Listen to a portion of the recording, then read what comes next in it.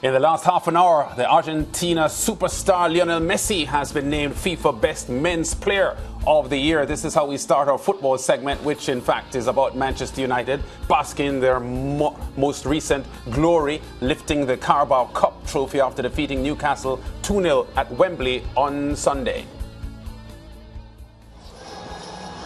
In the English Football League.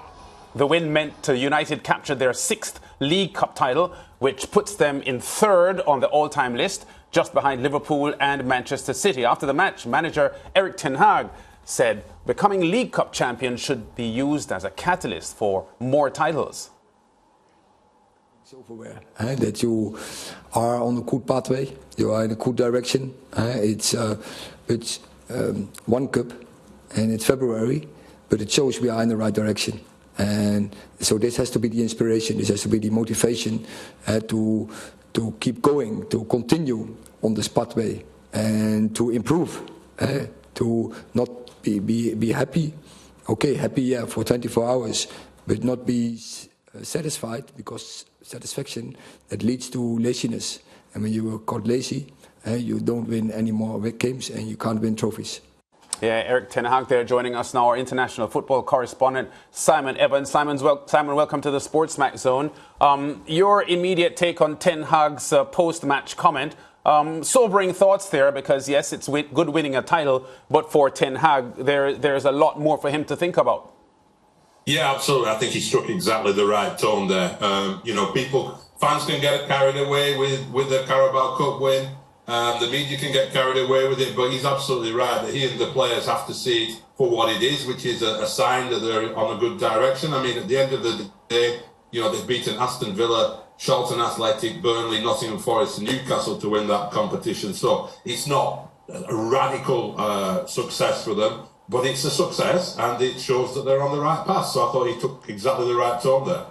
Right, and Simon, I think it's fitting that, we discuss how quickly Erik Ten Hag came to Manchester United, not Manchester City, I take that back, and was able to, of course, turn around the events at Manchester United. Just the signings, the way he made the substitutions on the day. Just Erik Ten Hag as a man with a football brain, employing all these tactics.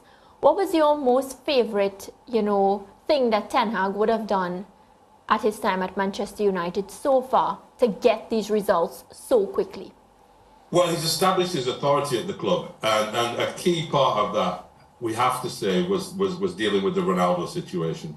Because even though, I was somebody who was a big fan of Ronaldo and thought he could still contribute to Manchester United if he was handled in the right way, it had become a huge distraction.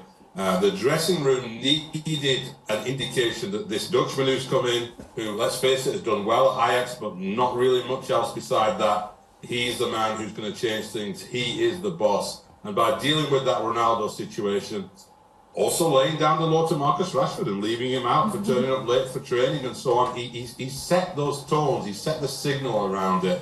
And I think those two things were stand out for me as somebody who's keen to show he's in charge, he's got a plan, it's going to work, and then when the results start coming, the belief and the buy-in is even bigger from the players. Right, and I know the conversation will be around Manchester United, but I still want to spare a thought for Newcastle and of course Eddie Howe, and just the manner in which they went about their business as well, because at the start of the season nobody would have felt as if Newcastle would be in the top 4 in the Premier League. Newcastle would be in the final for a Carabao Cup, so I think they also are heading in the right direction, and they also need a bit of praise. Yeah, absolutely. I think you're right, and it does easily get forgotten because Manchester United is always such a huge story across the media around the world. But what Newcastle have done, people say the Saudis have come in and spent money. They have, but not an enormous amount of money yet. They may yet spend an enormous amount of money. But a lot of the credit has to go to Eddie Howe, a young manager who's come in.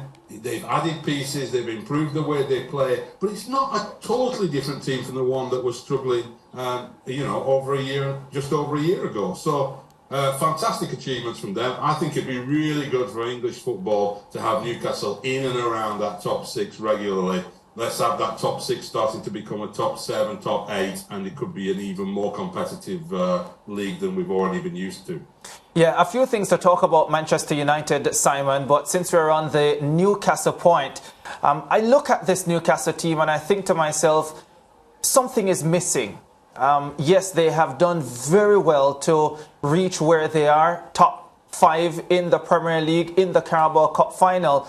But I watch so many games where it seems as if they are dictating and dominating the game, but they just don't score enough. And when I looked at the numbers of the top 6 teams, they are the worst in terms of scoring 1 or no goals per game. And I just wonder to myself, what is it that they are missing? What is that final piece that Eddie Howe needs to add to this puzzle to make them into a champion team? Well, I think the first thing to say there is kind of obvious one, but they really do need to get a top quality centre forward. They do, because Callum Wilson is a good player and he will score goals even in the Premier League. His record is good, but his injury record is also evident. He's out of action a lot.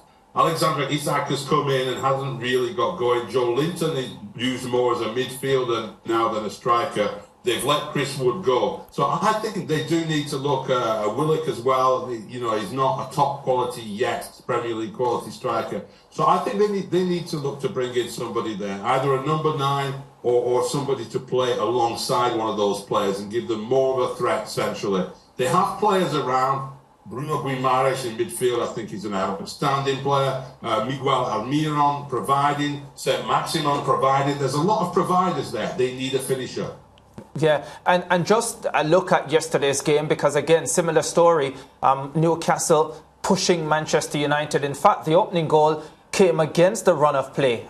Brilliant delivery from Luke Shaw. But you have to admire the way that Manchester United soaked up the pressure and picked their moments to get those 2 goals and deliver what ended up being a pretty straightforward victory. Yeah, but that is the way United have been doing it, isn't it? They're not a team that is always going to be dominating and playing entertaining football. The kind of players they have and the way they're set up is designed to soak things up and then hit on the counter and attack. And in that respect, you know, what Ten Hag has done is not massively dissimilar to what Mourinho and Solskjaer were doing either, because they focused on the pace out wide that they have in that team and on defending. He's just doing so with better players. You know, you're talking about Casemiro in the middle alongside Fred rather than McTominay often. So, you know, I think United, it was a very mature performance from them, really. You know, they didn't go chasing after that game. They were able to get the goals at the right time and control it without having masses of possession. Yeah, and I asked Brent about Weghorst on Friday, I think it was, or Thursday, following the Europa League win against Barcelona, and he pointed out just the work rate of Weghorst and how much he adds to that Manchester United team. And I thought I would have a look yesterday, and yeah, I saw it, just how well he's linking play, his movement off the ball, just how smart he is in moving into certain positions. And you have to say that he's added something to this Manchester United setup. And for me, I think it was evident in the final yesterday. Yeah, I know, he was very effective yesterday, wasn't he? And he's had games like that where, look, you know, if you look at his finishing and his goal-scoring record and some of his touches, it's not always going to be great with him. I think he's a stopgap option for them. But you're right, he does bring something in there. I mean, I saw him quite a lot for Burnley last year where he struggled really, but one thing he did show, especially early on before his confidence got hit, was he would come off into those spaces, into the hole, the gap between defence and midfield, and pick up the ball, hold it up well, look to bring other people in. Now, when you're doing that at a team like Burnley, where they didn't have much quality around him, it wasn't very effective. You do it when you've got Marcus Rashford on one side of you, and maybe Anthony on the other side of you, and then suddenly it becomes much more effective, and you see the value of a player like Weghorst. Right, and as we're singling out players, you know, let's talk about the impact that Casemiro has had at Manchester United under Erik Ten Hag since coming from Real Madrid. Yeah, I mean, this is one of the funny things about football and the transfer market, isn't it? Because we spent all last summer following the saga of Frankie de Jong and his move from Barcelona to Manchester United, which never happened. Right at the last minute, United, through the agents, paid what a lot of people thought was way over the top for a player of his age, Casemiro, playing over 60 million for a player deep into his 30s. And it's turned out to be an absolutely brilliant signing, hasn't it? It looked like another of those ill-thought-out, desperate last-minute Manchester United signings. It hasn't. It's worked perfectly. He brings not only experience, he still can do absolutely everything that he was doing at Real Madrid while he was winning Champions Leagues. And he's transformed this side, really. I think he is. You know, if you're looking, what is the difference between this side and last year's side, there's a lot of things we can talk about, tactics and improvements here and there. But if you're looking for a single piece of the puzzle, it's Casemiro. Yeah, Simon, we're going to leave it there. We'll talk a lot more as we watch Manchester United's revival. They're still 8 points off leaders Arsenal in the EPL. So there's a lot of work to be done there as well, even though Man United are celebrating at the moment. Thanks, Simon. All right, all the best. Yeah, we still have a lot more to come on the SportsMax Zone. Back after this.